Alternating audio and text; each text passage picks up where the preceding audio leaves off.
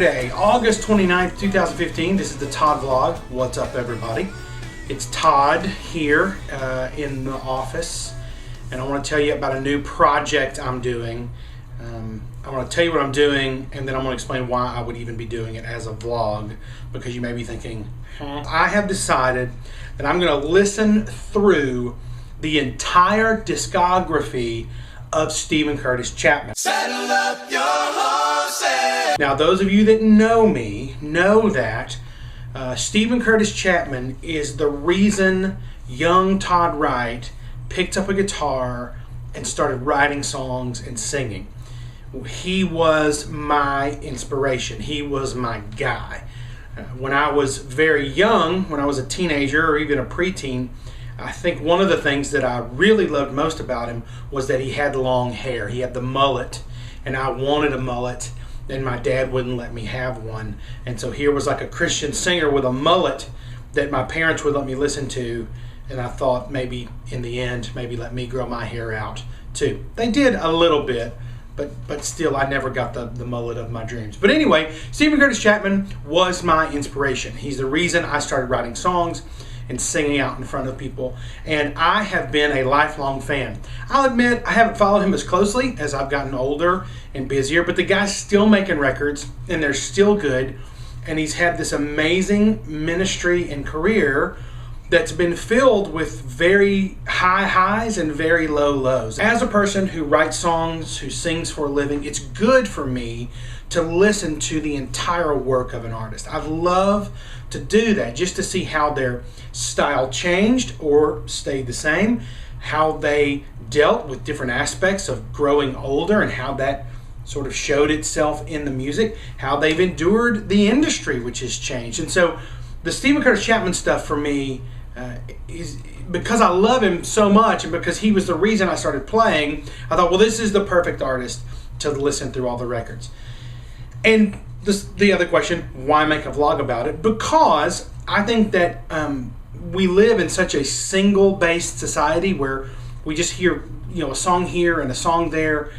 We don't buy whole albums very often anymore. I feel like our culture doesn't do that very much, and I think it's good for artists and really just any sort of creative person out there to sometimes take a real deep look at an art form over an extended period of time. And so if you're a creative person, my hope is that maybe you'll find this vlog and maybe, I don't know, it'll be encouraging to you and inspiring, and maybe you can learn some stuff about you as I learned some stuff about Steven Curtis Chapman. Now, a couple of ground rules. I'm not going to listen to any live albums, any greatest hits albums, or any Christmas albums. Those are records by the artist, sure, but I'm trying to stay with albums that were composed of original material.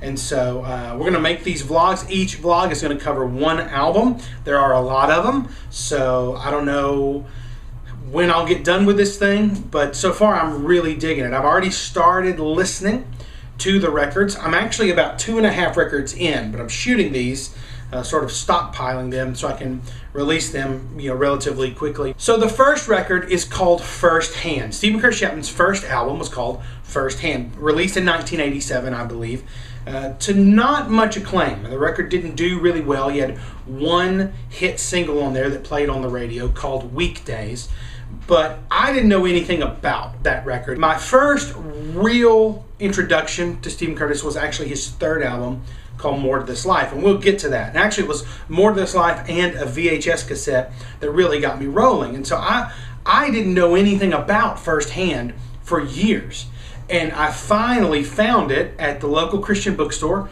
Christian Words and Works there in Lufkin, and my parents bought me the tape, and I put it in, and I loved it. I thought it was fantastic. I thought it was better than the second album, and so I listened to that tape constantly. And so as I've gone back and re-listened to it, there's some things, it's amazing to me, things you can remember, the little vocal runs, the little guitar riffs. I want to talk about what doesn't work about that first album and what does work. Obviously something released in the late 80s, there's a lot of stylistic stuff. It sounds very dated. It's going to sound dated. Doesn't mean the songs are bad, but yeah, the package that the songs are in sounds pretty 80s in some places. The second thing is that the genre is a little bit all over the place. And so there's a whole bunch of like keyboard pop, like kind of very inspirational CCM, thick keyboards with a little bit of acoustic guitar with a lot of chorus on it. But then there'll be like a rock song, like he tried to write a rock song, and it's got these big digital sounding drums and a horn section, like a fake horn section. And then there'll be something that sounds like he's trying to write rock, but it ends up sounding really country. So the genre's a little bit erratic. That doesn't really work. As you're listening to the record, you're like, well, I don't really know what sort of energy they were trying to go for here on the album. And the third thing would just be some vocal inconsistency. We know Steven Curtis Chapman as a tenor. He's got this great vocal range. But there are a lot of places in the record where he's singing in a much more kind of back of the throat, broad tone, which is I'd forgotten about it. I'm so used to him singing in more of a narrow vocal tone, and so that's interesting because it feels a little bit like he's kind of finding his way as a singer. But there's so much good stuff about Firsthand, and one of the things, and I'm going to tell you, I'm already making progress to the other albums at the time of shooting this vlog, so I want to try to stay focused. But from the very first album, there are two things that I noticed. One of them is a fairly consistent referral or reference of church life. So there are quite a few songs or lines in the songs that refer back to going to church on Sunday, reading God's Word, being inspired, being ministered to, and then having to live that out during the week. There's another song about putting your faith in people who are pillars of the church, and then when they fall from grace, what do? There's this constant sort of looking at following Jesus in the traditional way that we know, which is going to church and being with God's people, and then how does that then affect what you're doing every single day? And then in speaking that way, I realized that these songs are these pretty intense lessons about kind of how to be a Christian and how to love God and how to serve people. They're talking about very real things. Every song having this very unique lesson, and I can remember listening to that record as a kid and growing in my faith, like really growing as a Christian from listening to these songs. And as I've been listening to it, I realized I don't think Christian music does that much anymore. I don't think we have many albums anymore that come into the process thinking, how can we help people grow in their faith? And I really missed that. I'd forgotten that Steven Curtis Chapman's records, and really most records of that time, seemed very focused on telling personal stories in a way that would be universal and encouraging and would really share truth, that we would learn stuff about following God from the songs. And I've forgotten that, and I love that part of Firsthand.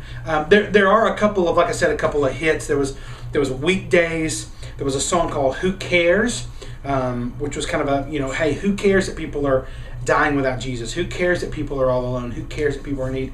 And then sort of the sleeper hit for years was the closing tune, My Redeemer is Faithful and True.